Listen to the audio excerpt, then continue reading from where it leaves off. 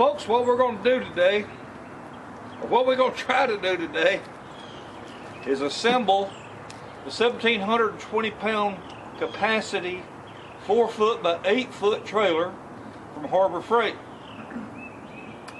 I want to show you it comes in 2 boxes, and my camera is not fully charged up, so what I'm going to do is I'm going to open these boxes and find the user's manual or the assembly instructions and study on that a little bit before I bring the camera back out here to film a little bit more activity. So bear with me. You'll be right back, and for me, I don't know how long it'll be. But we finally got a pretty day, and we've either had cold, clear weather, or we've had fairly warm, wet weather. And today, it's just a pretty warm, sunshiny day. Oh, I'm glad to be out here. I've been hauling this thing around in my truck for 2 weeks, just waiting. Oh Lord, what have I done?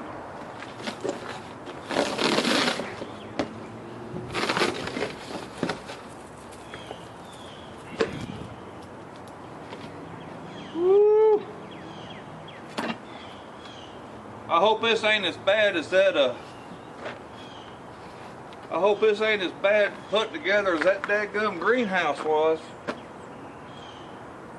Now, folks, I want to tell you, that was a chore, that greenhouse. Oh.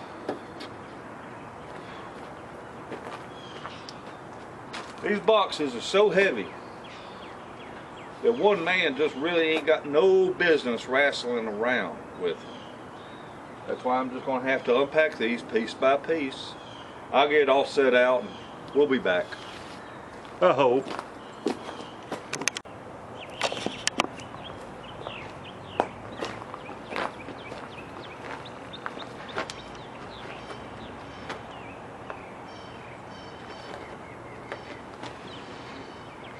Well, once I got all unboxed, there's not really that much to it. And I will tell you that the only thing that you need to really be careful about is I did have one bolt and nut that were laying loose in a big box. And it's one of the bolts that goes this thing. Apparently they probably put these on by hand because they run that chain through there, your safety chain. I'm actually a little bit impressed because the safety chain on it comes with lights. I like the fact that it's got the brackets if you want to make a steak bed, you know, you tube before. I will tell you, I don't really care much for these lights, but if you do get you some, make sure that you run an additional ground wire. Just running your ground right up there by the tongue and expecting it to hold the ground through all these painted parts that are bolted together isn't necessarily the best idea. You're much better off running you an additional wire. It's not that much money. It sure saves a lot of headache later. I personally will probably not use these lights. I'll probably use my magnetic ones. I really like those. Just slap them on there, we'll do what I need to do, take them off. Because I have a tendency of busting these, knocking into them, my leg, backing into something. These just don't hold up for me.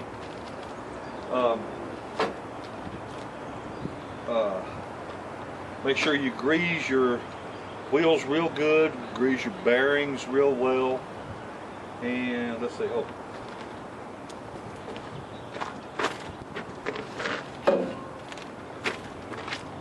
Now, if you're the type person that everything has got to be thus and so, and it's got to be absolutely perfect, then you'll be disappointed on these stickers. This one here was put on a little off center, and you can see it's sort of mucked up right there. So they weren't real careful when they put that sticker on. But I've let it lay there in the sunshine, and that black painted metal has gotten good and hot, so that peeled off real good. And of course, I make my own decals, so if I wanted to make a caution, do not stand or sit on fender sticker. I can make one and put it on there. The other one looks okay. It was centered properly. But hell, I might pull it off too.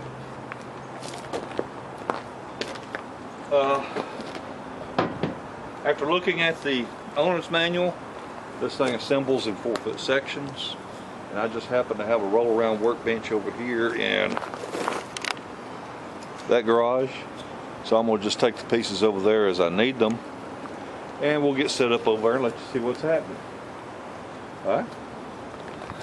Well, we'll be right back.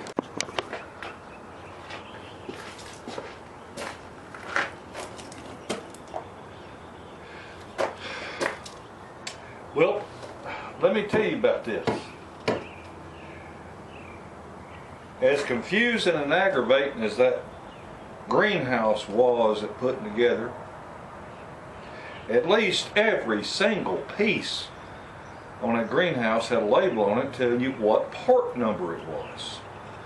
And there ain't a damn thing on none of these pieces that says this is part number so-and-so. Fortunately, they appear to have pretty good drawings, and I can go by the drawings to line up, you know, which direction and all that, which pieces and what holes. And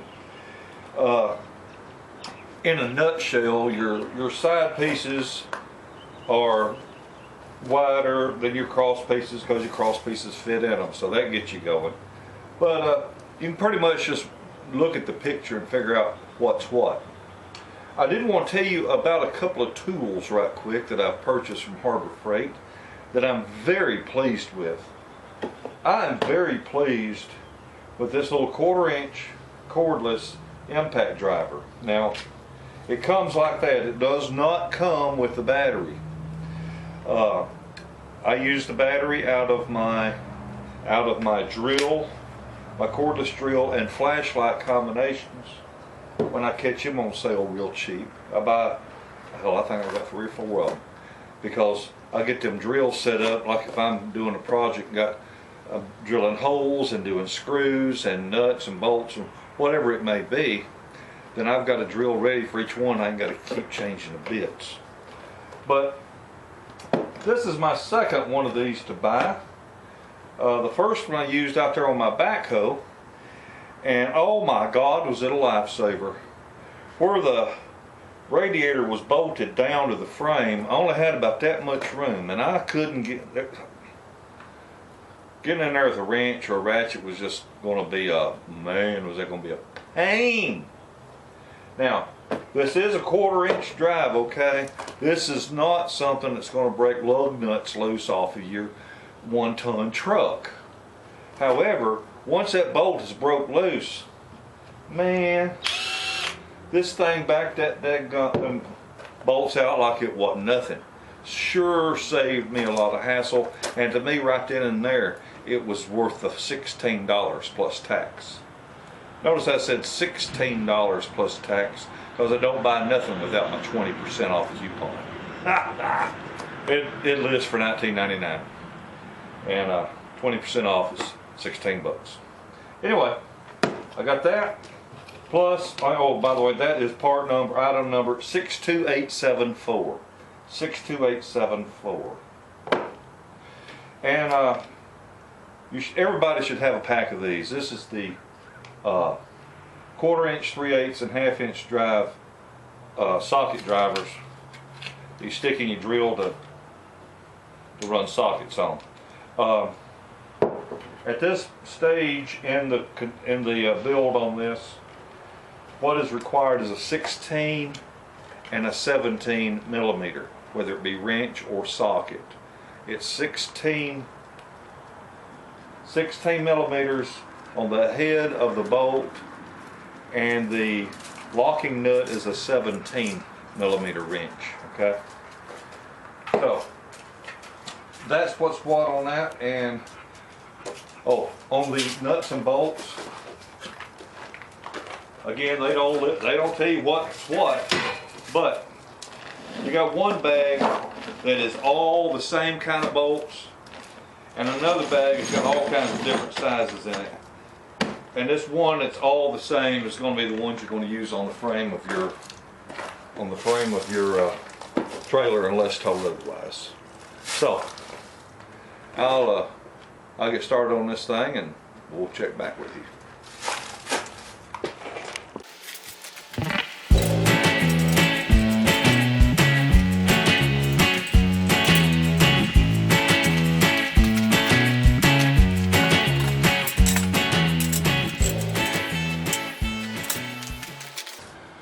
I'm going to go get a framing square because there's nothing holding this nothing's holding this frame to where it's square.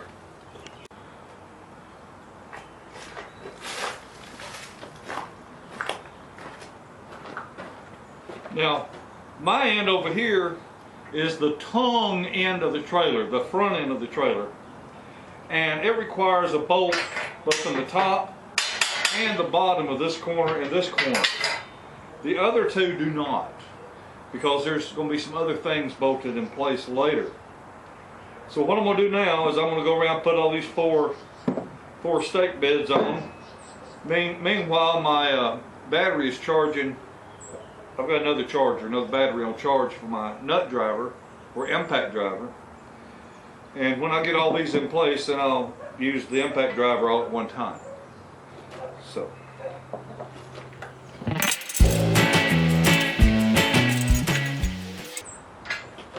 Now my plan is not to put wood on the bed.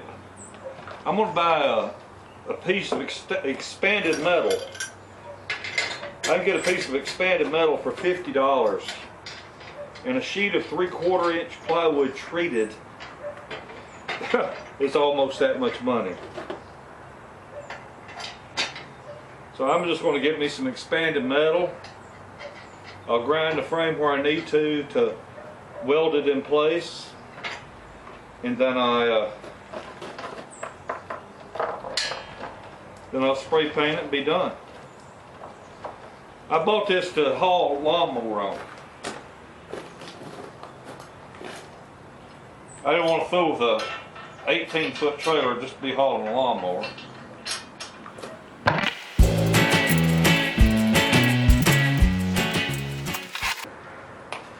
This is the flat one. This does not have the bend in it.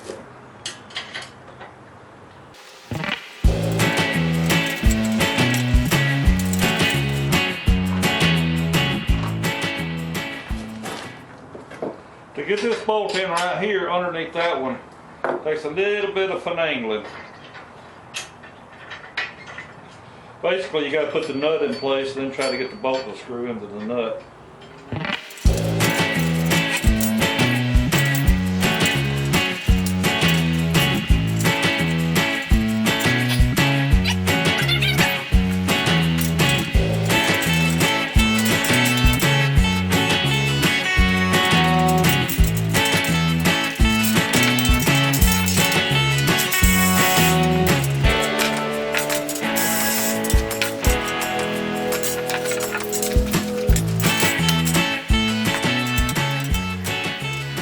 I want to show a couple of differences to you on this. Let's see here. Now, this is the rear end of the trailer. That's the tail end. And these are the hinges that tie onto the hinges on the front half so this thing will fold. And I want to point out to you how these are made. They have a bend in them, okay? And you want to put these together to where you see a gap in them like that, all right? Then that is how they're going to go on the trailer frame so that this can overlap onto the other hinge, okay? So you want to do it like that. You do not want to do it this way. That way ain't going to work.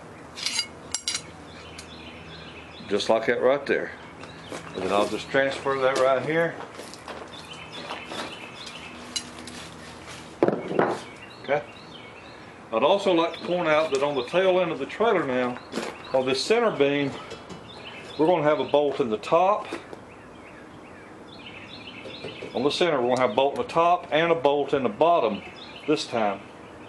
On the front, we didn't do that. We only put a bolt in the top. because there's a bracket that's going to come underneath it that supports the tongue. So that's the difference. That's the only difference in this as we're going to assemble it, is we get the extra bolt in the cross member and watch how those hinges go on. All right, we'll be back. Well, I'm going to do this a little bit out of order from what the owner's manual says. It says to attach the tongue to the front half of the trailer and then hook it on here and fold the trailer up, all that. And I'm going to go ahead, because I'm working by myself, I'm going to put the front half of the trailer on top of the back half, just as if I was folding it up, because I'm actually going to finish the assembly of this thing sitting up here on this table, and it's going to be heavier than hell. And I ain't going to be able to maneuver this by myself very easily, but I do want to get it put together. So I'm going to see if I can't get it on there. This end is going to be the tongue end.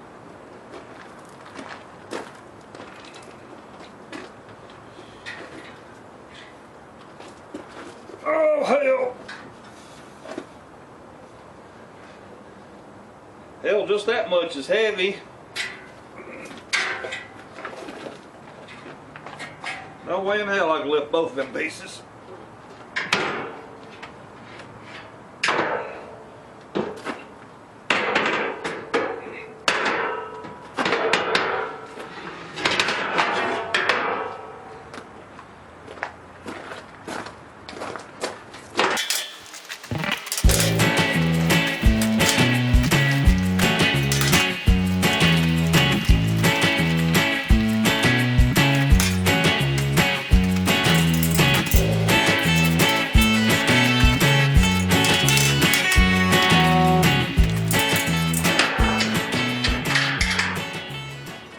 It's probably the only time this thing is folded the whole time I own it. Well, I got plenty of yard to park this thing in.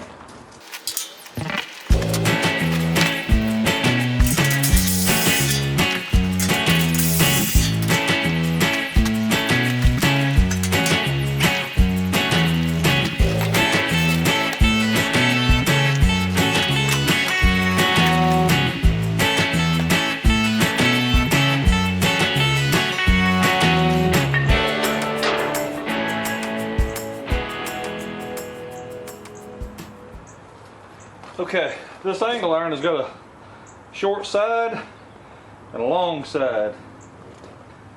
The short side bolts to this rail.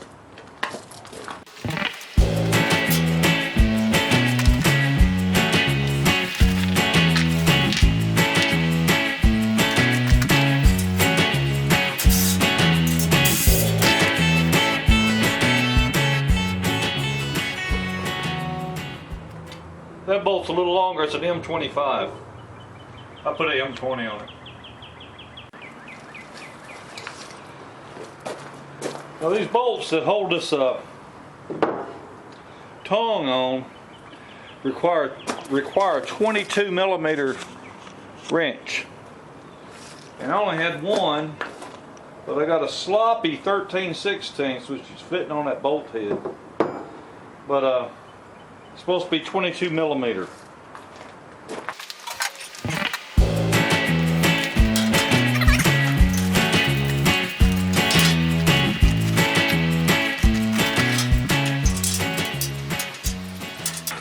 If you do yours the way I'm doing mine, make sure that label is upside down, because I've got this trailer upside down.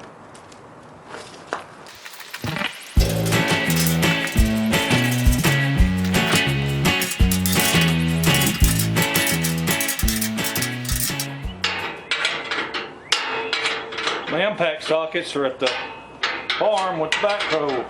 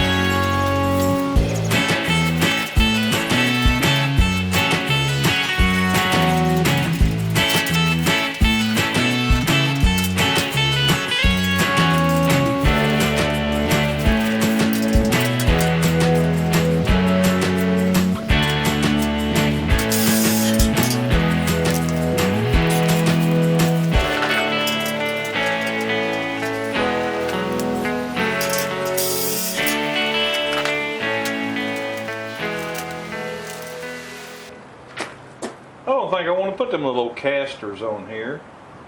To me, this is going to be something that's in the damn way. I don't foresee myself folding this thing up and wanting to roll it around in a garage. If I want to, later on I can bolt these casters and brackets on there. The way I look at it. Let's go to the step where I put the bracket to hold the springs. Well, it's a lot easier when you got a helper.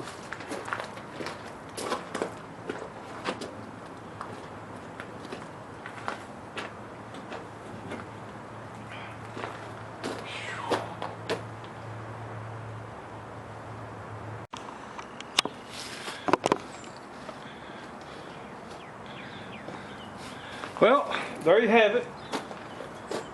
It took me about 5 hours.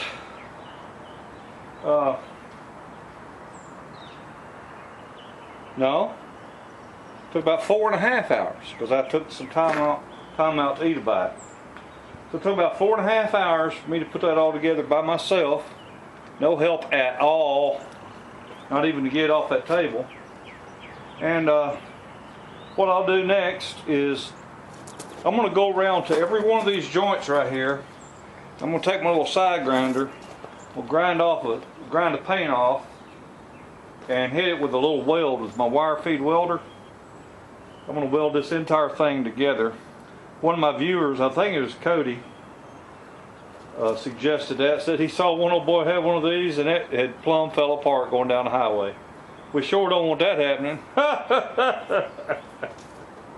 Anyway, I'm going to get some expanded metal and put on here.